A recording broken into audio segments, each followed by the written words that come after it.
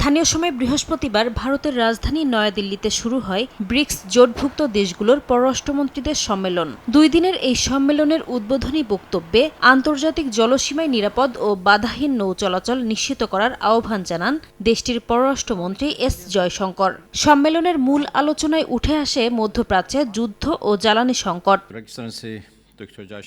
সম্মেলনে অংশ নিয়ে ইরানের পররাষ্ট্রমন্ত্রী আব্বাস আরাকচি যুক্তরাষ্ট্র ও ইসরায়েলের বিরুদ্ধে আন্তর্জাতিক আইন লঙ্ঘনের অভিযোগ তোলেন। একই সঙ্গে তিনি দাবি করেন, সংযুক্ত আরব আমিরাত ইসরায়েলকে সহায়তা করে ইরানের বিরুদ্ধে সামরিক অভিযানে ভূমিকা রেখেছে। যদিও এই অভিযোগের বিষয়ে এখনও কোনো প্রতিক্রিয়া দেখায়নি আমিরাত। তেহরানের ওপর সামরিক পদক্ষেপকে অবৈধ আখ্যা দিয়ে পশ্চিমা প্রভাব ও ওয়াশিংটনের দায়মুক্তির সংস্কৃতির বিরুদ্ধে অবস্থান নিতে ব্রিক্স সদস্যভুক্ত দেশগুলোর প্রতি আহ্বান জানান তিনি। সম্মেলনের ফাঁকে রুশ পররাষ্ট্রমন্ত্রীর সঙ্গেও বৈঠক করেন আরাকচি।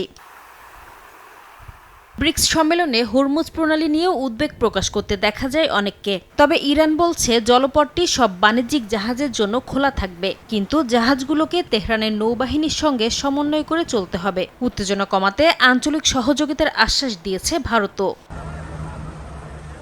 এদিকে মধ্যপ্রাচ্যে যুদ্ধ চলাকালে সৌদি আরব ও সংযুক্ত আরব আমিরাত আলাদাভাবে ইরানের ওপর হামলা চালিয়েছে বলে প্রতিবেদন প্রকাশ করেছে মার্কিন সংবাদ মাধ্যম নিউ ইয়র্ক টাইমস।